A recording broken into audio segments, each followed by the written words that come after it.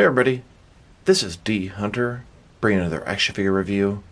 Today, we're going to be looking at the McFarlane Batman Classic TV Series 1966 Adam West TV show, Black and White Robin, Egghead, and Black and White Riddler.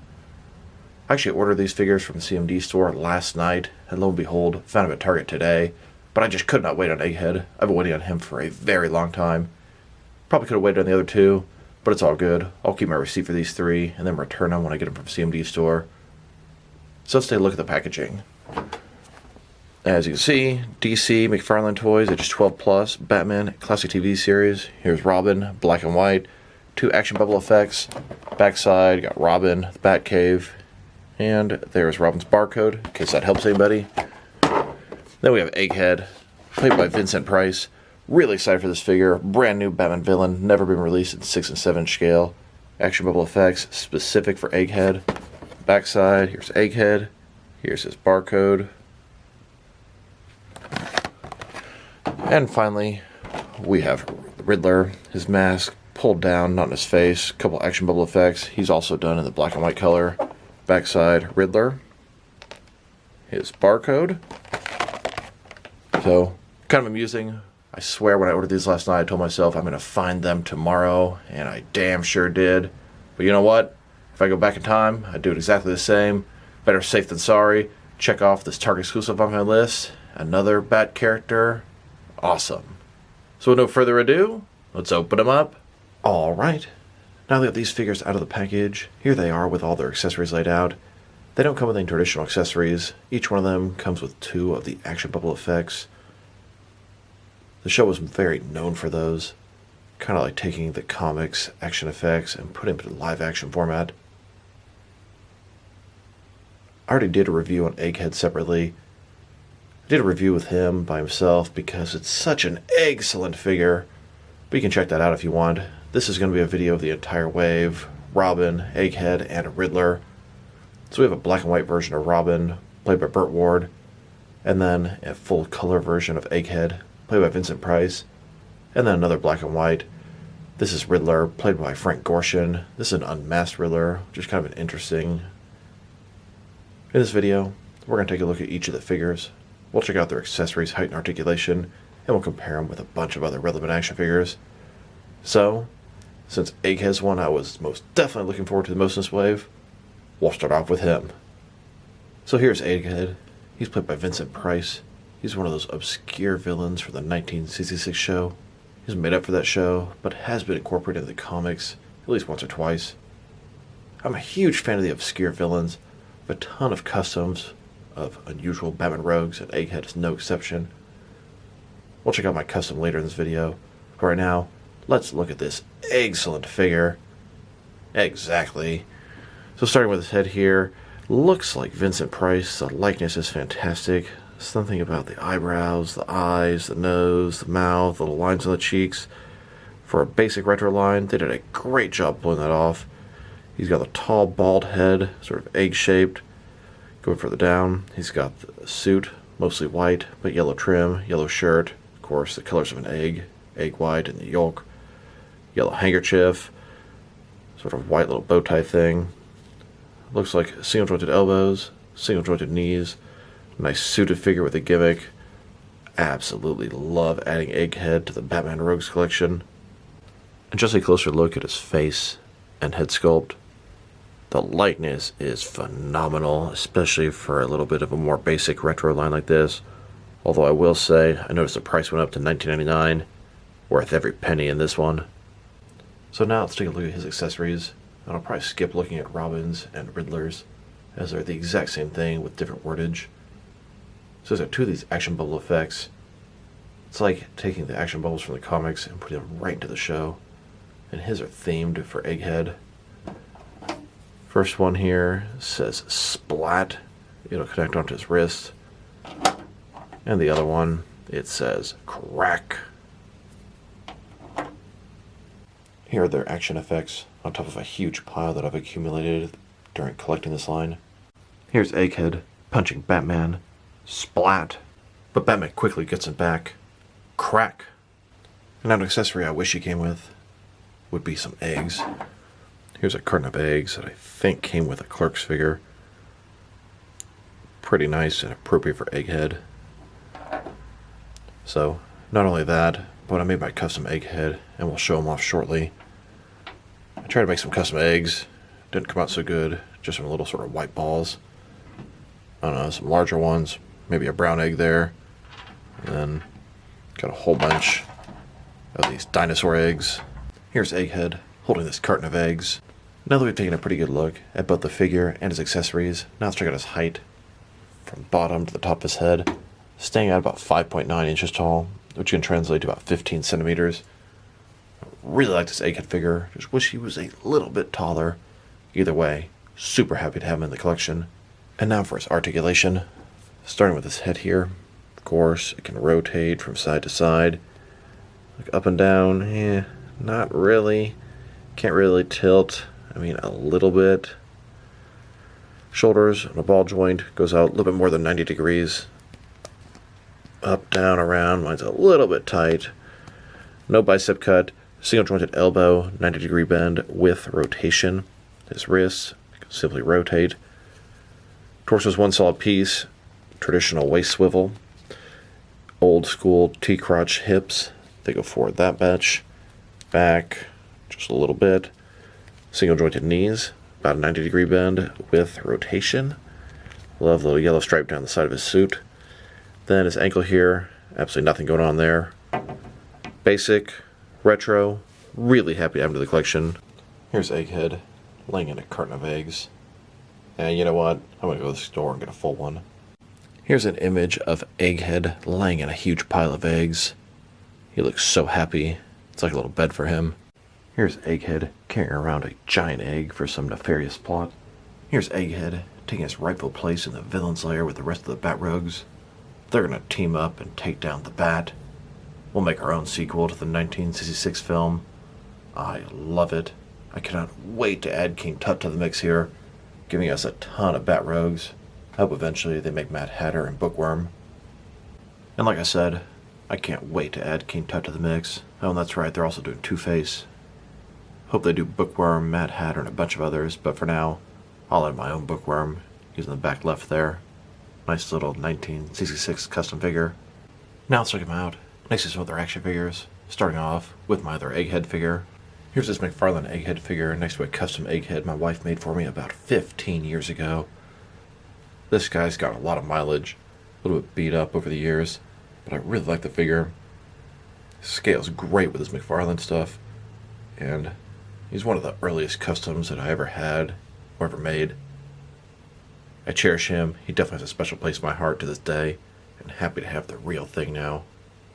We made this Egghead custom out of a Mattel Movie Master Joker Thug body and an old Toy Biz Marvel Legends Professor X head. A little bit of paint, and voila! Additional Bat Rogue in the collection. Funny thing, I took the head off of this old Professor X figure, left me with an extra suited body. I popped a Clark Kent head on him, added a hat, and made a custom Bookworm. Another 1966 character, another old custom of mine. Still, looks fantastic many years later.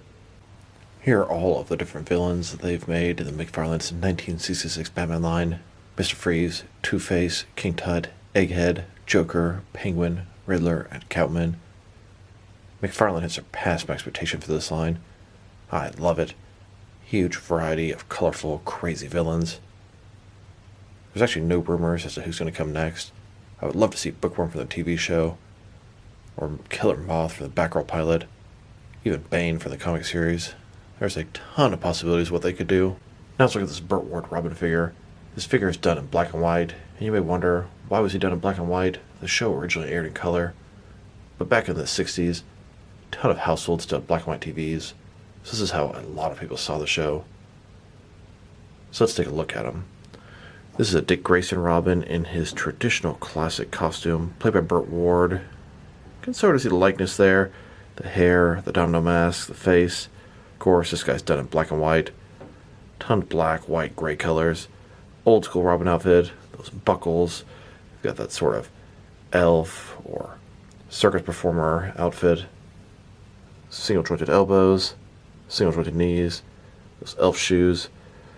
Cape here should be yellow, but I don't know, it's kind of a white gray color. Overall, cool figure. I'm not a huge fan of these black and white releases, but I'm a sucker for all the variants. And a closer look at his face and head sculpt.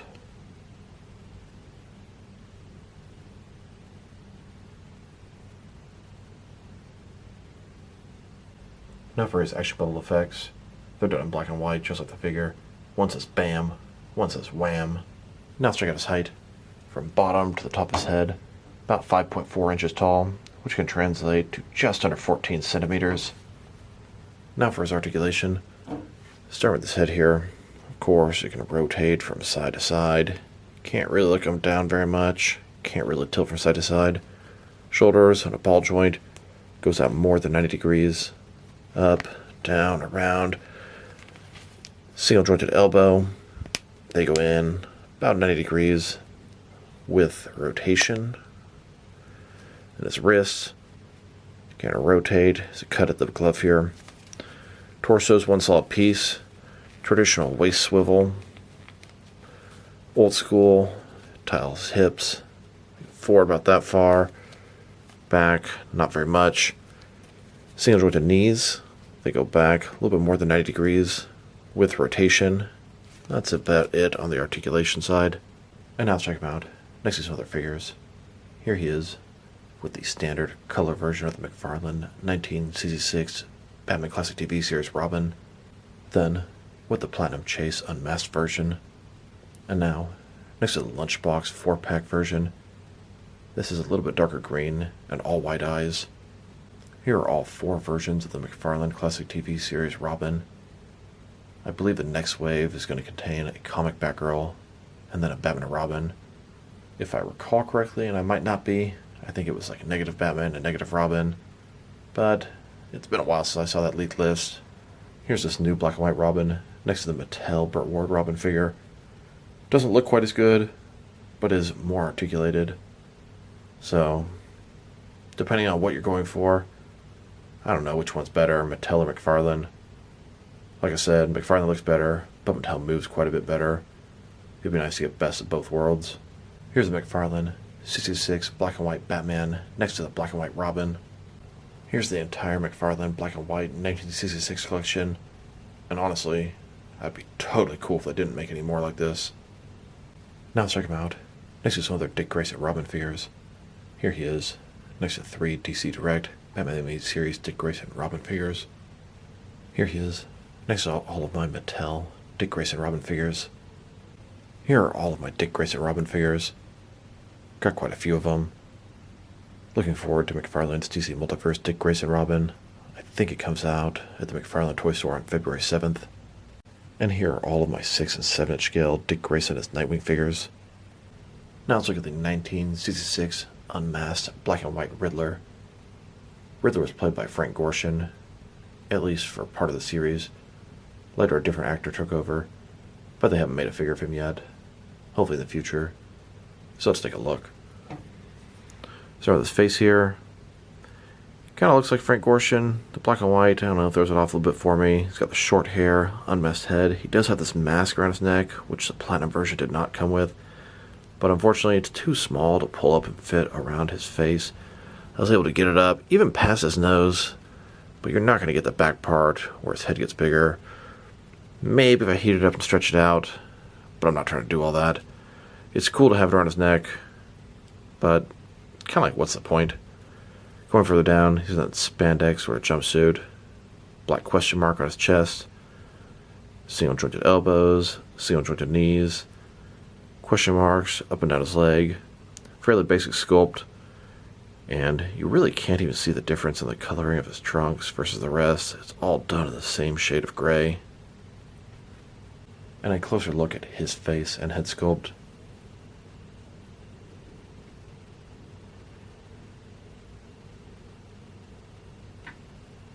And now for Riddler's action effects. One says ouch, one says wham. Looks like they're intending for the villains to get punched and the heroes to do the punching, just like in the show. Now for his height. Bottom to the top of his head, staying at about 5.9 inches tall, which can translate to about 15 centimeters. And now for his articulation. Starting with his head, Rotate from side to side, up and down, tilt, not really. Shoulders, ball joint, goes out more than 90 degrees, up, down, around. He's got single jointed elbow with rotation. His wrist, traditional rotation. Waist swivel. Old school hips, they go forward about that far, back about that much. Single jointed knee with rotation. And that's about it in the articulation department. Here's this black and white Riddler, next to the standard color version of the Riddler. Then, next to the platinum, unmasked chase variant of Riddler. Same sculpt as the black and white version. And here he is, next to the boxing gloves Riddler. Here are all 4 variations of McFarlane's 1966 classic Batman TV series Riddler. I really hope they make one in the sports jacket, typical Riddler suit, and also the other actor that played Riddler. Here he is, next to Mattel's 66 Riddler. And here's this Riddler, next to a custom Edward Nygma in civilian attire. It's the Platinum Chase unmasked Riddler head on a Hasbro Marvel Legends body. Scale-wise, works about perfect with this McFarlane 66 line. Here's a black and white Riddler, next to the black and white Joker. And here are all the black and white figures McFarlane has made in their 66 line. Batman, Robin, Joker, and Riddler.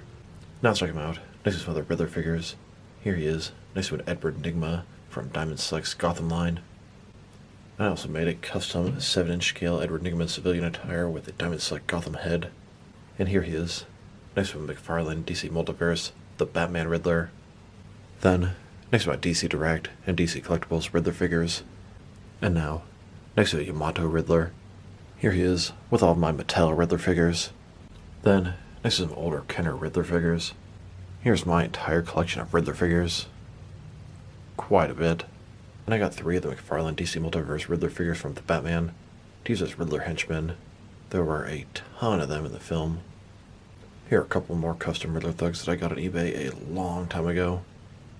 And I also got these 3 Jazzwares AEW wrestling figures. These are Trent. I use them for Riddler henchmen as well. You may think to yourself, why the hell do you use these guys as Riddler henchmen?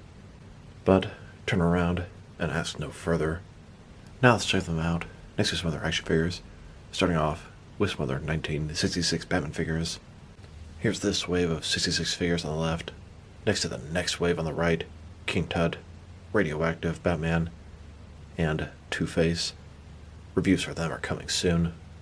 And here they are, next to the previous wave.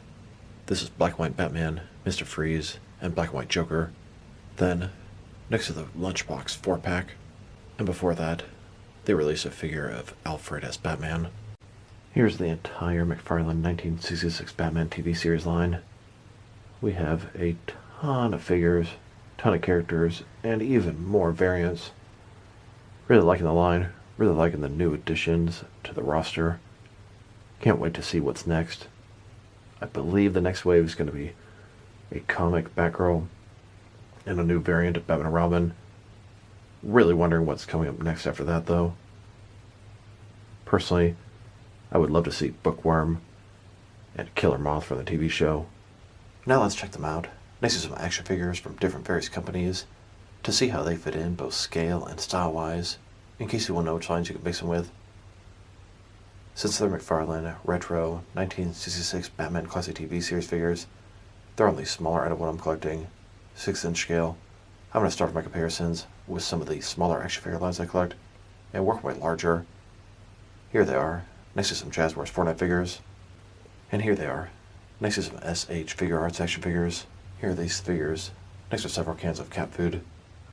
Then, next to some Hasbro Marvel Legends. And here they are, with some Mafex figures.